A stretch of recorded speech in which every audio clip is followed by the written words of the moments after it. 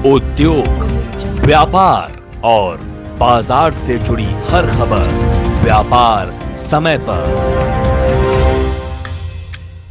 मैं हूं आपके साथ अश्विन यत्री और वक्त हो चला है टॉप 10 न्यूज बुलेटिन का। तो चलिए बिना देरी करते हुए शुरू करते हैं खबरों का सिलसिला।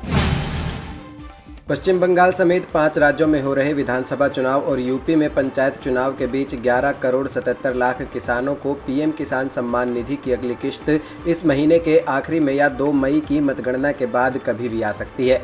सरकार फर्जीवाड़ा रोकने के लिए लाखों किसानों की किश्त रोक रही है। ऐसे में आपके लिए ये जानना ज़रूरी है कि आने वाली किश्त आपको मिलेगी या नहीं। इसे जानने के लिए आपको अपना स्टेटस चेक करना पड़ेगा। अगर किश्त रुकी हुई तो इसकी वजह क्या है। जिन कारणों से किश्त नहीं आई है उन्हें ठीक करके आप अगली किश्त को पा सकते हैं। सीटीआई के महासचिव ब्रजेश गोयल दिल्ली में लॉकडाउन लगाना चाहिए या नहीं, इसको लेकर पिछले कुछ दिनों से काफ़ी लोगों से बात कर राय ले रहे थे। ज़्यादातर लोगों का कहना था कि दिल्ली में महाराष्ट्र की तरह पूर्ण लॉकडाउन नहीं लगना चाहिए, लॉकडाउन हल नहीं है। लेकिन जिस तरह से दिल्ली और पूरे देश में कोरोना के केस बढ़ रहे हैं उसको लेकर ज़्यादातर लोगों का कहना था कि हफ्ते में 2 दिन वीकेंड कर्फ्यू तो लगना ही चाहिए, जिससे कि कोरोना की चेन को तोड़ा जा सके। आज दिल्ली के मुख्यमंत्री ने उपराज्यपाल के साथ बैठक कर सीटीआई के सुझाव पर मोहर लगा दी। अब दिल्ली में वीकेंड में 2 दिन का कर्फ्यू लगेगा। साथ ही जिम, रेस्टोरेंट पूरी तरह बंद रहेंगे। साथ ही दिल्ली में स्पा, मॉल भी पूरी तरह से बंद का ऐलान किया गया है। माननीय प्रधानमंत्री श्री नरेंद्र मोदी के विजन से प्रेरित और श्री धर्मेंद्र प्रधान पेट्रोलियम और प्राकृतिक गैस और इस्पात मंत्री के नेतृत्व में steel authority of India limited के राउरकेला स्थित सुपर स्पेशलिटी अस्पताल का कोविड केयर अस्पताल के रूप में उपयोग मंजूर कर दिया गया है। क्षेत्र में बढ़ते हुए कोरोना के मामलों को देखते हुए पेट्रोलियम और प्राकृतिक गैस और इस्पात मंत्री श्री धर्मेंद्र प्रधान द्वारा सेल को राउरकेला स्थित सुपर स्पेशलिटी अस्पताल का कोविड-19 केयर अस्पताल के रूप में उपयोग करने का निर्देश दिया गया। सेल ने हमेशा तत्परता से और देश की कोविड-19 के खिलाफ लड़ाई में सक्रिय रूप से योगदान दिया है। दिल्ली ग्रेन मर्चेंट एसोसिएशन नया बाजार के चुनाव कोरोना महामारी के चलते स्थगित कर दिए गए। चुनाव अधिकारी प्रदीप जिंदल ने ये जानकारी देते हुए बताया कि ग्रेन मर्चेंट एसोसिएशन का चुनाव 30 अप्रैल को होना था, जिसके लिए चुनाव प्रचार अभी पदाधिकारियों ने शुरू कर दिया था। लेकिन पिछले कुछ दिनों से दिल्ली में कोरोना के केस तेजी से बढ़ रहे हैं। उसे ध्यान में रखते हुए एक आपात बैठक बुलाई गई, जिसमें वर्तमान चुनाव में खड़े सभी प्रत्याशियों की मौजूदगी में 30 अप्रैल को होने वाला चुनाव नई सूचना जारी होने तक स्थगित करने का फैसला लिया गया। बैठक में दिल्ली सरकार, पुलिस प्रशासन के भी अधिकारी मौजूद थे।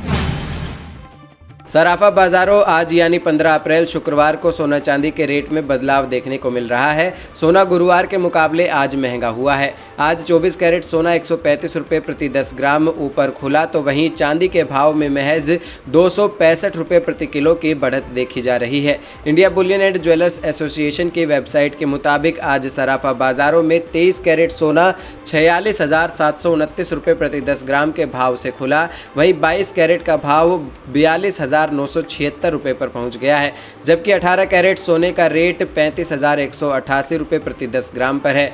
बता दें, India Boolean and jewellers association द्वारा जारी इस रेट और आपके शहर के भाव में 500 से 1000 रुपये का अंतर आ सकता है।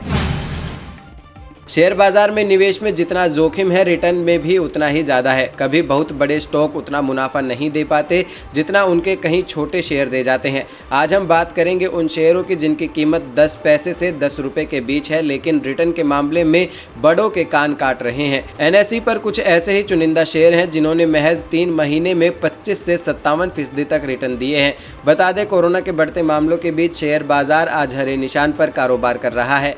11 बजे के करीब 174 अंकों की तेजी के साथ सेंसेक्स 48,978 और निफ्टी 79.85 अंक चढ़कर 14,671.30 के स्तर पर था। जल्द आपकी ग्रेच्युटी, पीएफ और काम के घंटों में बड़ा बदलाव देखने को मिल सकता है। कर्मचारियों की ग्रेच्युटी और भविष्य निधि मद में बढ़ोतरी होगी। वहीं हाथ में आने वाला पैसा, टेक होम सैलरी घटेगा। यहां तक कि कंपनियों की बैलेंस शीट भी प्रभावित होगी। इसकी वजह से पिछले साल संसद में पास किए गए 3 मजदूरी संहिता विधेयक सरकार नए लेबर कोड में नियमों को 1 अप्रैल से लागू करना चाहती थी, लेकिन राज्यों की तैयारी न होने और कंपनियों को एचआर पॉलिसी बदलने के लिए अधिक समय देने के लिए इन्हें फिलहाल टाल दिया गया। वेज की नई परिभाषा के तहत भत्ते कुल सैलरी में अधिकतम 50% होंगे। इसका मतलब है कि मूल वेतन अप्रैल से कुल वेतन का 50% या अधिक होना चाहिए। गौरतलब है कि देश के 73 साल के इतिहास में पहली बार इस प्रकार से श्रम कानून में बदलाव किए जा रहे हैं। सरकार का दावा है कि नियोक्ता और श्रमिक दोनों के लिए फायदेमंद साबित होंगे। कोरोना की दूसरी लहर के बीच शेयर बाजार में महज 1.5 महीने पहले लिस्ट हुई हेल्थ केयर और वेलनेस कंपनी न्यूरोका ने कमाल कर दिया है। इस अवधि में इसने 150% का रिटर्न दिया है। इस साल 25 फरवरी को इस कंपनी के शेयर 634.95 रुपये के भाव पर लिस्ट हुए थे और आज यानी 16 अप्रैल को इसमें 10% का अपर सर्किट लग गया। महज 1.5 महीने में ही इसका भाव 634.95 रुपये से 1004.90 रुपये पर पहुँच गया है। आज हफ्ते के आखिरी कारोबारी दिन शेयर बाजार की शुरुआत हरे निशान पर हुई। बीसी का सेंसेक्स 161.6 अंक यानी 0.33% की तेजी के साथ 48,965.28 के स्तर पर कारोबार कर रहा है। वहीं निफ्टी 55.75 अंक यानी 0.38% की बढ़त के साथ 14,637.20 के लेवल पर ट्रेड कर रहा है। HDFC bank, HDFC, Asian paints और HCL टेक के शेयरों में बढ़त के शुक्रवार को शुरुआती कारोबार में सेंसेक्स 150 से अधिक अंक चढ़ गया। कोरोना काल में भी भारत के रियल एस्टेट कारोबार में प्राइवेट इक्विटी कंपनियों की तरफ से निवेश में अच्छी बढ़त देखने को मिली है। वित्त वर्ष 2020 के मुकाबले 2021 में ये निवेश 19% बढ़ा है। इस निवेश में आधे से ज़्यादा अमेरिका और कनाडा जैसे देशों से किया गया है। प्रॉपर्टी कंसल्टेंट एनरॉक के आंकड़ों के मुताबिक पिछले वित्त